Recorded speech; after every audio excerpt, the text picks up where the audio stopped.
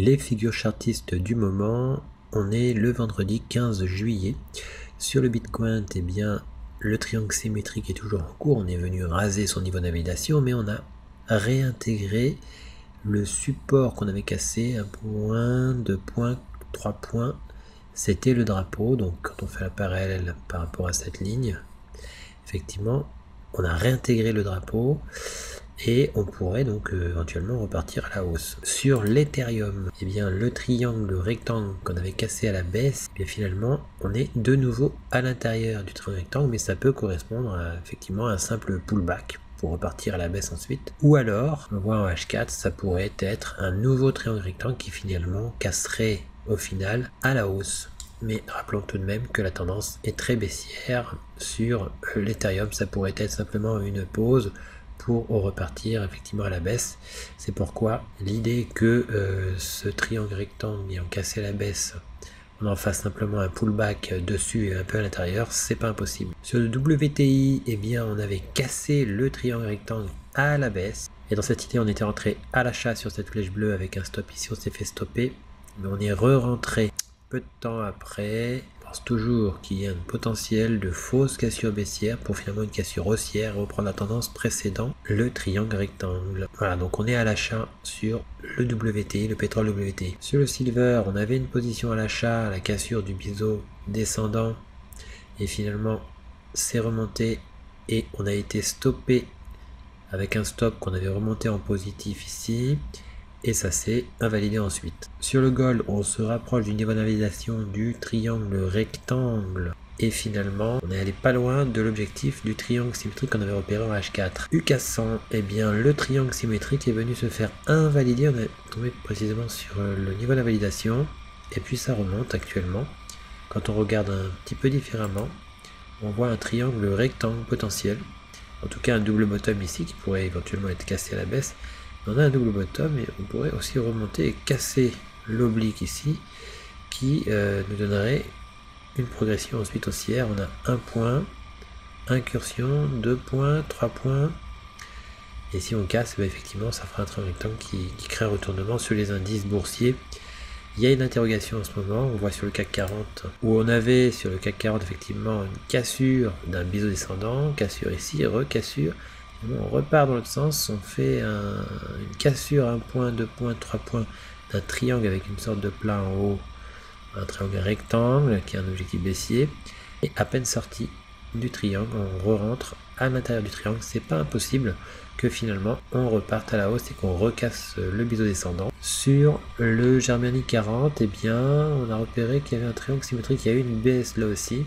C'est pas impossible qu'on soit en fait dans un triangle symétrique et qu'on continue l'hésitation en repartant d'un côté et de l'autre. En tout cas, on a bien 1 point, 2 points, 3 points ici. Donc, à voir si ça part à la baisse. On n'a pas vraiment grand chose si ça part à la baisse. On a surtout l'idée de, si ça casse cette résistance, d'agir par la suite. Sur le S&P 500, on a toujours ce triangle symétrique qui a cassé à la baisse avec 1 point, 2 points, incursion, 3 points, cassure. Et on est venu effectivement trouver un support, 1 point, 2 points, 3 points ici. Voilà, 3 points. Et finalement, on a buté contre ce plus bas pour remonter, réintégrer alors qu'on avait pourtant cassé la ligne verte. Donc il y a un potentiel de fausse cassure baissière du triangle symétrique, potentiel non négligeable tout de même. Sur le Dow Jones, eh bien on repart à la hausse après avoir franchi les plus bas et c'est pas impossible que finalement on casse un triangle symétrique que l'on repère maintenant. Donc il y a eu un peu des pièges dans tous les sens et peut-être que cette fois-ci on va finir par casser le triangle symétrique à la hausse et sur les indices repartir à la hausse. Sur le Nasdaq, on a toujours ce niveau, cette ligne rouge qui sert un petit peu d'obstacle, on a pris appui dessus là et on a le biseau, on voit en H1, on a trouvé un support jaune ici à 3 points et en fait on était revenu un peu dans la figure du biseau descendant et on est de nouveau au-dessus. Donc biseau descendant toujours actif. USD-CAD, on a fini par casser le niveau qu'on avait reconnu 2-3 fois. Si on zoome, on a toujours le triangle symétrique qui donne pour objectif, le premier objectif son plus haut ici. Quand on zoome en H4, eh bien on voit que c'est un V bottom avec son petit arrondi sur le côté, niveau d'invalidation, le bas de l'arrondi ici. On a cassé cette figure, première fois ici, puis une nouvelle fois plus franche ici. Le demi-objectif n'est pas loin de l'objectif du plus haut du triangle qu'on voit en daily. USD CHF, on était venu sur le demi-objectif de la tasse avec Hans. Et puis finalement on a fait un repli, mais on est revenu à nouveau sur le demi-objectif. C'est pas impossible qu'on fasse un repli encore pour venir sur la ligne du coup de cette tasse avec Hans. Sur le NZD CAD, dans le secteur effectivement, on a eu du mal à franchir l'ancien plus bas weekly. Le NZD CAD, on avait un triangle symétrique qui a cassé la baisse et on voit que ça a buté sur l'ancien plus bas weekly justement. On l'a un peu franchi, mais on est revenu au-dessus et puis finalement on est venu invalider le triangle symétrique qui était dans un contexte finalement assez défavorable puisqu'il y avait des obstacles, un obstacle non négligeable, un ancien plus bas weekly. Euro CAD, triangle rectangle donc qui avait cassé, belle tendance, on a touché le demi-objectif et on a une remontée, donc là ça fait une sorte de double creux décalé. GBP AUD, on hésite toujours autour de la résistance de triangle rectangle, mais c'est pas impossible qu'on forme un drapeau et que l'on casserait par la suite à la hausse. GBP NZD, on avait fait une fausse cassure, réintégration, fausse cassure de ce triangle symétrique, réintégration, et là on revient sur le plus bas d'après cassure, donc c'est à ce moment là qu'on va savoir si effectivement on risque pas de faire une fausse cassure. Quoi qu'il en soit, ça hésite toujours. Quand on zoome en M30, et bien on est venu faire un troisième point ici et puis ensuite cassure rapide mais réintégration d'une oblique que l'on voit en H1, en H4 même, un point, deux points, donc 3 points cassure. M30 on voit bien, troisième point cassure. Il y avait le triangle symétrique qui a effectivement cassé à la baisse, mais il avait cassé trop tôt. On était revenu reconfirmer la résistance. On reste dans un scénario de potentiel de fausse cassure de l'ensemble, etc. Fausse cassure notamment du gros triangle. Et donc on pense que ça pourrait remonter et casser la résistance. Dans ce cas-là seulement, on considérera la fausse cassure comme effective.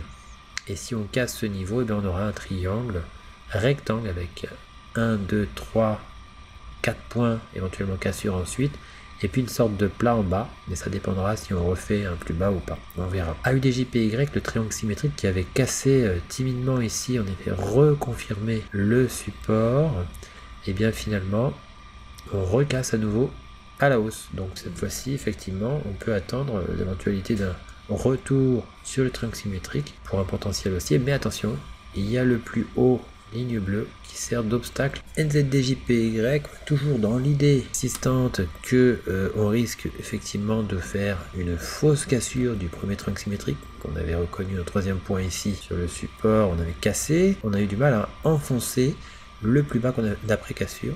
On a eu du mal à enfoncer le plus bas d'après cassure ici, voilà, et on remonte, ça s'insinue progressivement, et ce qu'on voudrait c'est que ça casse finalement la résistance à 3 points au-dessus. À ce moment-là, on aura donc un nouveau triangle symétrique avec pourquoi pas ce support là qu'on a mis là. GBP-JPY, on attend toujours la cassure potentielle de cette résistance avant de se prononcer sur des choses à faire. USD-JPY, eh bien on a quasiment fait le mal du drapeau.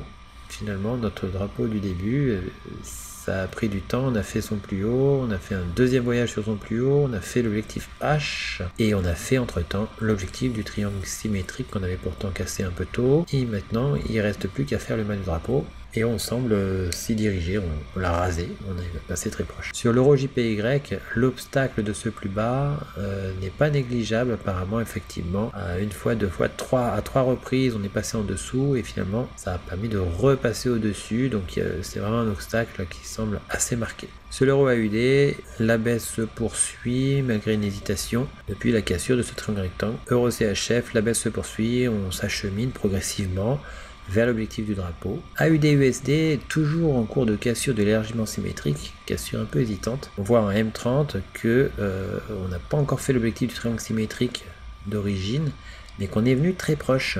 Cet objectif correspond au demi-objectif du triangle vert, le triangle rectangle, et actuellement on remonte sur le triangle vert C'est pas possible qu'on reparte à la baisse ensuite, l'objectif triangulaire étant encore plus bas. On le voit en M5, il y avait un biseau d'élargissement ascendant qui a cassé la baisse, on a fait son premier objectif, c'est-à-dire son plus bas, et puis on pourrait faire son deuxième objectif, toute la hauteur reportée à la cassure. Quoi qu'il en soit, la ligne verte ici, c'est la ligne verte du triangle rectangle, on pourrait la reproduire avant de repartir à la baisse. NZD-USD, ça y est, on a fait l'objectif du drapeau ici. Le triangle symétrique, on avait déjà fait son objectif. L'euro-dollar, eh bien, on a atteint la parité. Que va-t-il se passer? Est-ce qu'il va y avoir une réaction sur ce niveau tout à fait remarquable? Eh bien, on va surveiller en plus petite périodicité. Alors, pour découvrir les nouvelles figures chartistes et les nouvelles figures harmoniques du moment, vous allez sur Analyse VIP sur le site internet. Vous pouvez mettre l'application avec le code d'invitation pour effectivement recevoir les notifications directement, donc les nouvelles figures dès qu'elles sont postées dans le forum correspondant. Voilà, donc maintenant c'est gratuit, il suffit de cliquer sur s'abonner ici sur ce site. Quand vous êtes membre du site, pour être membre c'est gratuit, hein, il suffit de cliquer sur connecter ou vous cliquez sur s'abonner et puis vous mettez s'inscrire. Voilà, votre mail, un mot de passe. Vous marquez que vous n'êtes pas un robot, vous inscrivez et puis vous recevrez donc les notifications sur votre téléphone par mail si vous avez votre mail dans votre téléphone comme souvent, et puis par l'application aussi, comme quoi il y a une nouvelle figure qui a été découverte et qui a été postée. Voilà, pour ce qui est des configurations de niveau expert, ben c'est ouvert à l'achat seulement pour les personnes qui ont fait la formation expert et qui ont donc la possibilité d'accéder à cet abonnement. Voilà, vous avez aussi sur Twitter effectivement les nouveaux posts qui seront désormais postés. Alors pas forcément tous sur Twitter, donc je vous conseille de vous abonner sur les analyses VIP. À bientôt.